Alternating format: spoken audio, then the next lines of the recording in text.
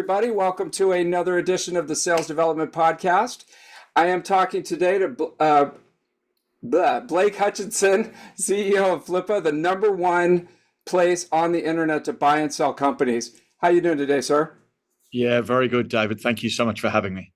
Yes, I'm very familiar with what you do. It's a very exciting industry and something that's really taking hold. Blake, how did you get interested in this field, and what does Flippa do? Yeah, so Flippa is a place to buy and sell companies, specifically digital. So we do online assets, and those online assets are the ones that most people will be very familiar with. So Shopify, e-commerce stores, WordPress blogs, iOS and Android apps, Stripe and PayPal-based SaaS businesses. So it's the world of digital, it's the world of online, it's the world of startups, it's the world of founders and entrepreneurs who have built something of value. And we are a stock exchange. They can list, and we have liquidity, and the liquidity is in the form of buyers all over the world who are looking to buy something, and they're looking to buy something for one of three different reasons. One, people like you and I, we go to work every day and we want something on the side. So a supplemental income stream. Two, acquisition entrepreneurs, people who prefer to buy and operate versus start from zero and hope they get to one. And then three would be institutional buyers and strategic buyers, and they're buying for inorganic reasons. They want to grow faster. They want to buy something that complements their existing strategy. I got into it as a function of really two things, I would say. Number one, I had sold my own business with Flippa. So I understood, I empathized, I got it, I liked it. And as we went through the process, as the founders and the board went through a process of finding a CEO for the business to take it to the next level, clearly the fact that I had the ability to empathize with the customer base probably stood for a lot. And the second part would be that, I've always worked for founders, from my experience in San Francisco all the way through to some of the things I was doing in Australia. I've always worked with founders and helped founders grow their businesses. And essentially what we have here is a founder-built, founder-built marketplace from Australia with a global footprint.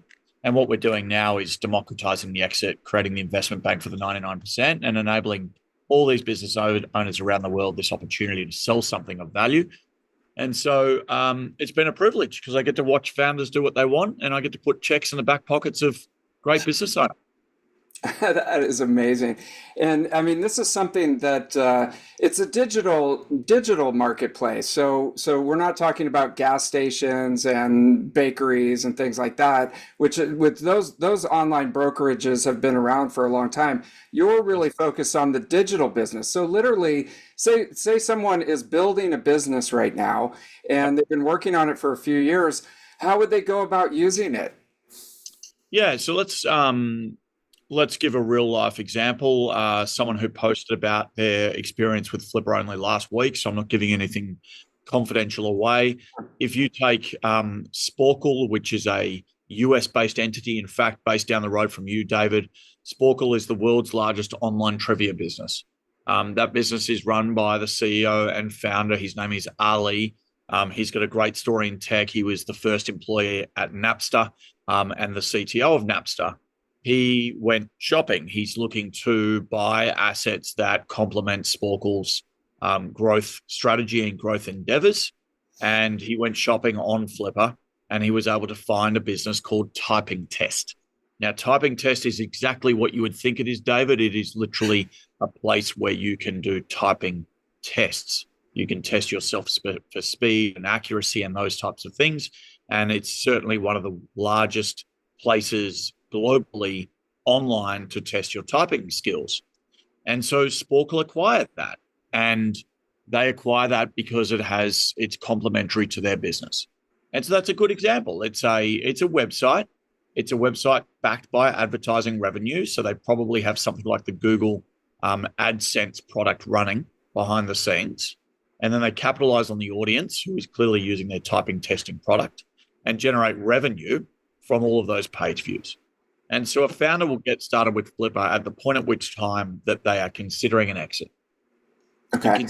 It could be, how do you set up for an exit?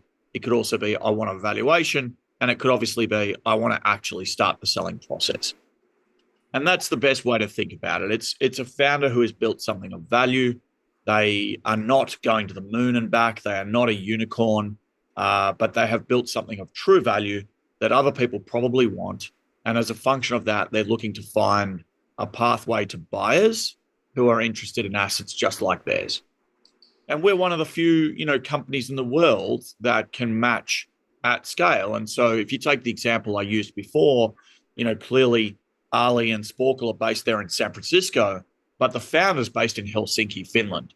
So if you think about the global nature of that trade, it's incredible to think that we can list and represent an asset out of Helsinki, Finland, and efficiently match them up with an acquirer out of San Francisco, California.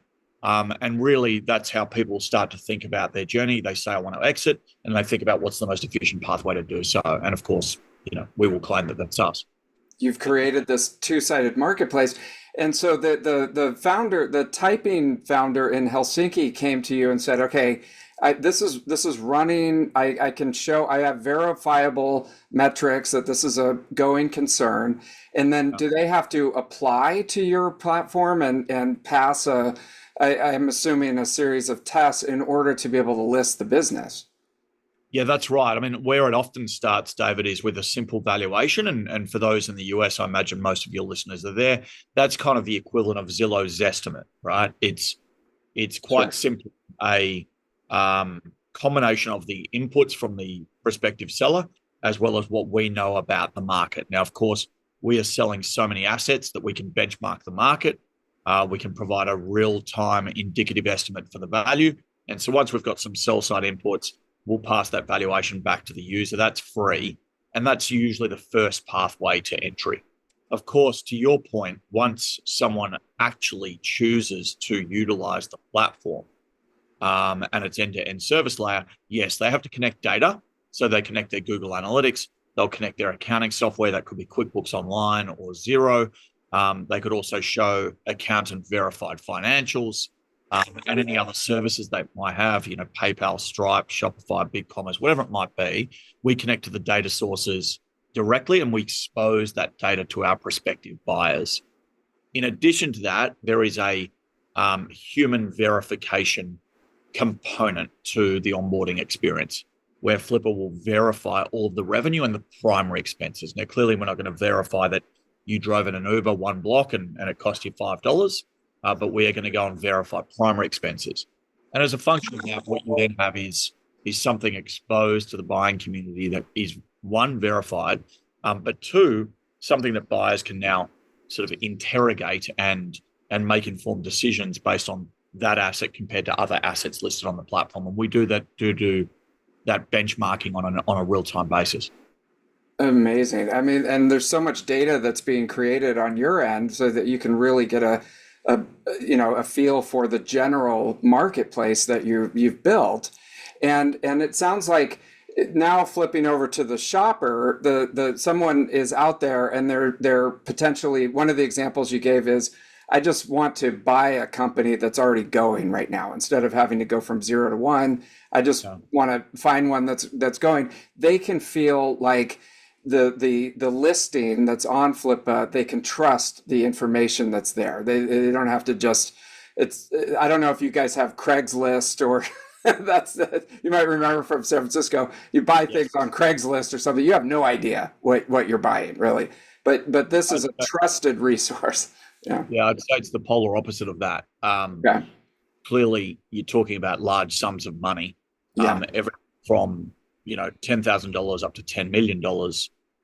So buyers expect that the data has, one, been verified, and of course, also, David, we would expect that buyers go and conduct their own due diligence, and we will expose the data for them to do that, as well as they can interrogate whatever else they would like to see. And it tends to be that they'll engage their own accountant or their own lawyer or their own other resources to go and forensically understand the financial and operational performance of an asset. Now, we do have a due diligence arm in-house as well that we can make available to buyers. So we've really tried to build an end-to-end platform. So from, the sales development effort where we speak to as many prospective business owners as possible and understand their businesses, all the way through to a product like we have David, we have the only subscale reps and warranties M&A insurance product. So when you think about validating and verifying and feeling comfortable and getting that level, that peace of mind, you can actually buy an insurance product, which will essentially cover you for non-disclosure or false disclosure like traditional M&A insurance products. But we offer that for subscale M&A, again, anything from 10,000 to 10 million. So there are lots of kind of checks and balances throughout the process that make buyers and sellers, I should say, because that's equally as important, obviously, to feel comfortable trading on the marketplace. And we're a managed marketplace, so we're involving ourselves in transactions. So we are a platform and the end-to-end service layer, but we also then have a managed layer, which is a group of accredited M&A advisors sitting on top of the platform, helping buyers and sellers. Wow. Okay. So that's really interesting. So do you, at some, I could see like a private equity firm coming and saying, okay, we're just going to start filling up our shopping cart with companies. I know that's overly simplistic, but do you ever have like one company or one person come and say, I'm just going to buy like 10 companies and put them into this entity? Yeah. So that's a really great question, and it does happen. What I will say is it happens more at the low end than it does at the top end. So, and that's probably the obvious statement, but if you think about it, there's very few people who are going to fill up their shopping cart per se with $10 million assets. Sure. But certainly what happens is you get people who will buy 5 or 10 $100,000 assets. And so why would they do that? Well, I guess there's a couple of use cases. Let's say, for argument's sake, I am a app aggregator. So I've raised some capital and I'm going to roll up iOS and Android apps, and I'm going to try to control one category of the app ecosystem. I will clearly, therefore, be looking for all of the app developers and app publishers around the world that are operating within the small business space or in the finance space. Or perhaps I'm looking to roll up app iOS and Android games. So you will get someone who has a very specific mandate. They have a very specific buy box, and they have to satisfy the needs of either their investors, i.e. they've raised $10 million in capital, and they've got to go now and deploy that capital. You also get people who are smart media operators. And so, for instance, they will want to buy all of the news websites in the world. And so if they come up with a news website, be it financial news, be it business news, be it political news, be it sports news, they'll go and acquire all of the news sites that happen to sell with Flippa. And for them, they've got a strategy around aggregating them. In some ways, it works for people who are looking for more efficient pathways to acquire new customers. So let's say, for argument's sake, I own athletics retailers, and I've got brick and mortar athletics retail shops across the US. Now, this is a real live use case for a private equity out of New York. And so they own, again, retail stores in the athletic space. And they right now are trying to buy media entities who appeal to sports people, for the obvious reason that they're sick of paying Google and Facebook and whoever else to acquire the customer. Now they can own their own media assets and actually utilize and funnel those customers into their core business. So there's lots of use cases, but in short, the answer to your question is yes, there are buyers who are well-heeled and they have capital to deploy, and this is proving to be an efficient pathway to growth for them. Amazing. And I'm old school, let's say, and just the power of the internet is so amazing. I don't think people realize it, especially the quote unquote younger generation that's coming up, is what you're describing has millions of use cases, and it didn't exist 20, 30 years ago, to be able to connect people from all over the world, to be able to transact like this, and then harness the power of human creativity to put together a media company that feeds into a retail shop in New York, or those type of things. This is a really important one because sales is hard, marketing's hard. And so if you think about the pathways to growth, you need to figure out how to kind of quote unquote cheat. And one of the ways that people do that is through the acquisition of these assets where they're established audiences. Mm-hmm. And I think it's really important that we talk about this a little bit because people are pretty aware of lots of asset classes, but they're not considering small business owners in the digital sector an asset class or part of an asset class. And so clearly houses, real estate is an asset class. And people are aware of the idea that I can buy a house and that it's an investment. They're aware of the fact that I can buy an investment property, put a tenant in it, and then get rental yield. They're aware of the S&P 500 and the NASDAQ and the fact that I can buy stocks. They're aware of crypto and specific crypto assets. They are aware of NFTs even. They're aware of art as being an asset class. They're aware of cars being an asset class. But they're not aware of this network of business owners around the world who have built these great quality digital businesses, which are cash flow, revenue generating cash flow assets that you can acquire. And at the moment, it's still a nascent industry. They're mostly undervalued. There are still only a few buyers for every given asset. And over time, of course, our broader thesis is that there'll be more digital businesses than there are today in 5 years and 10 years. And in turn, there'll be more people around the world who appreciate them as things you can buy and run and grow from. More transactions, it helps Flippa to grow, and it helps all the people that are involved on both sides of the marketplace. And I'm just curious, why do you think that it's still a nascent asset class? Do you feel that it's just a perception of risk in that, if you buy a digital company that has one engineer in Helsinki, you don't really know what you're getting, or if this guy's just going to walk away from the transaction after he gets his money? What is the hesitancy that people have? It's a great question. I grapple with this, obviously, as the CEO of Flippa a lot. I would say put you on the spot. to be really candid, I think that there's still a lack of respect for the broader small business economy, and there's a lack of understanding for the power of digital within that. And so if I was to line up 100 people, San Francisco is actually a little bit different, as you and I both would appreciate. But if you line up 100 people on the streets of Melbourne, Australia, where I'm standing right now, and give them a plain piece of paper with a pencil and say, draw a small business, I don't think they're drawing a computer with a Shopify logo on. I think what they're probably going to do is draw a cafe that has cupcakes, or they're going to draw a builder who builds houses, or a plumber who repairs drains. I think that there is a lack of awareness for the power of the digital economy within the small business ecosystem. And so let's face it, last year in the US, there were, I think, a record number of business originations. So I think it was 5.2 million business starts last year. And that is a record for the US. Now, you can't tell me that all of those people are going to set up a new cafe, create a new building company, become a plumber, etc. That's the new economy. They are starting blogs, they are starting apps, they are starting SaaS businesses, they are running e-commerce shops, and everything else within that ecosystem.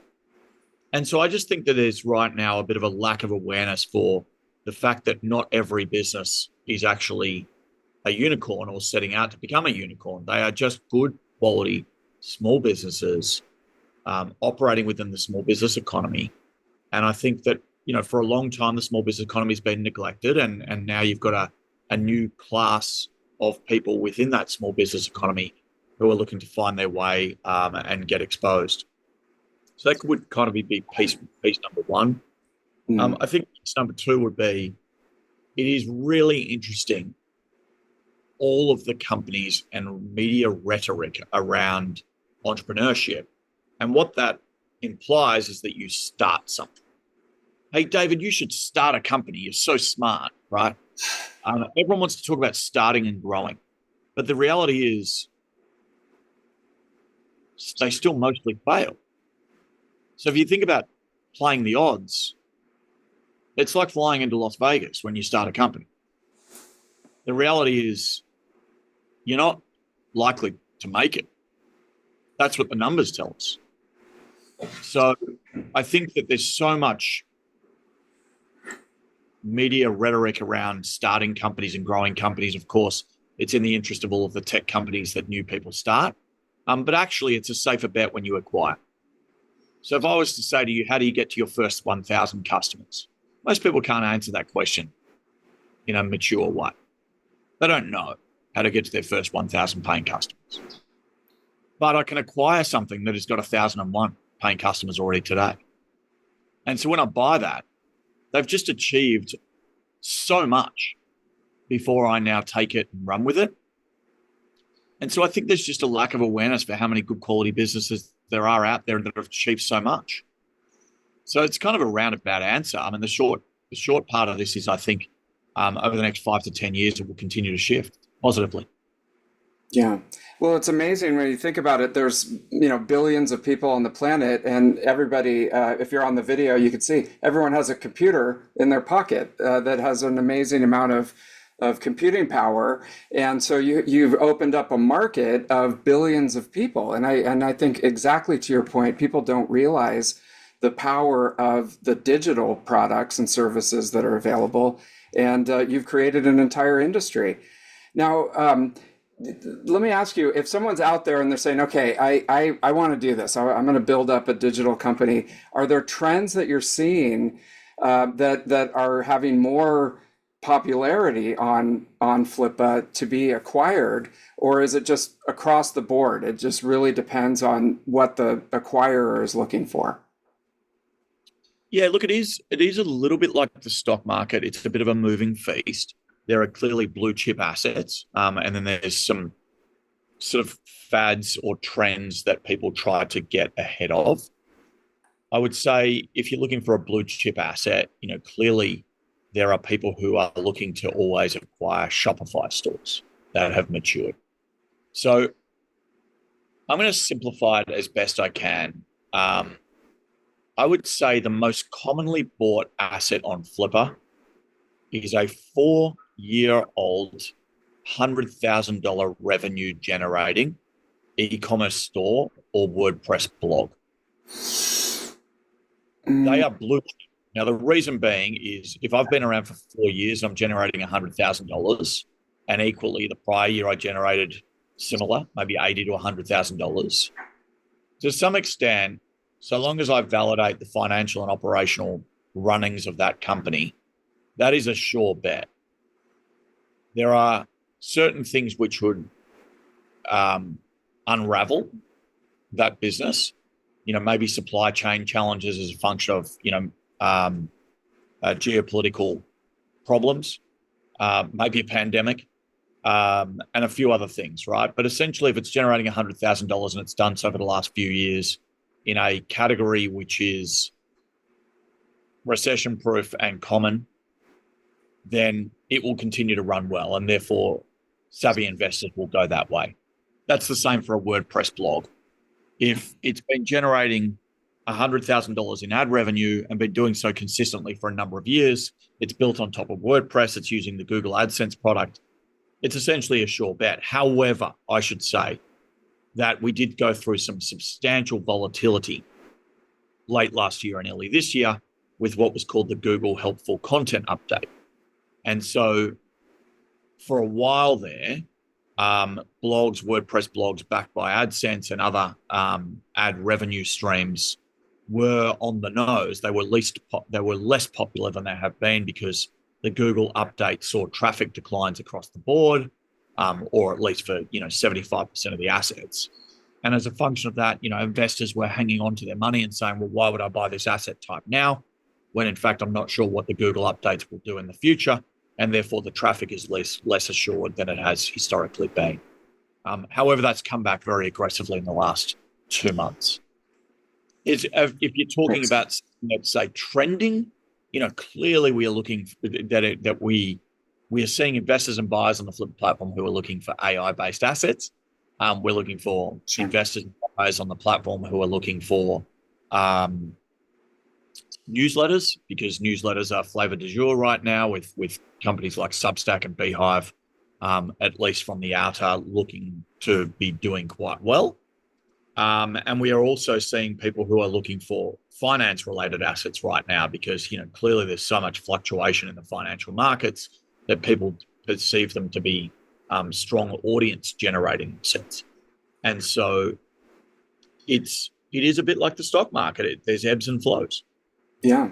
And nothing is without risk. I mean, nobody has a crystal ball. Otherwise, we'd all be on a beach right now, maybe in Australia, just sipping a Mai Tai and not having. This is hard. It's hard. I mean, you're never guaranteed, but you sure have a much better chance. Speaking from someone who's bootstrapped for 7 years. If I could go back in a crystal ball, I would just go to Flippa and go, hey, that looks like a pretty solid business. So let's just go ahead and start from 1,000, customers versus 0, right? Yeah, that's exactly right. That's what they're doing. They just think about it from a risk mitigation standpoint. It really is. Blake, this has been so interesting. Now, my last question for you is, when are you going to come back to San Francisco? I know that you were here for a while, but it's really happening. AI is bringing the city back, and things are happening here. So, do you have any plans to come out and do anything out here in the Bay? So I love it there, obviously, David. I lived there for 6 years. It's my second city, and also my wife is from San Francisco, lives here with me in Melbourne, Australia now. So we were there about a year ago, and I must admit, obviously there's been some negativity around the city. I actually thought the city looked fantastic. I thought that the people were as vibrant as ever, and I actually thought it was extraordinarily clean, I must say. So I'm not sure what all of the rubbish media attention was at the time, but regardless, I love it there. I will be back, and I tend to come to the US every quarter, and I make San Francisco one of my critical stops. Definitely. Well, I think it's time for a Flippa conference. So I'll put an idea in your head. Let's get people together. The conference business is coming back. We're getting geared up for Dreamforce and Inbound, which is out in Boston, but the conference business is coming back. So let's put together the Flippa conference. Blake, thank you so much for coming on the show. I'm so excited. I'm going to head over to Flippa right now.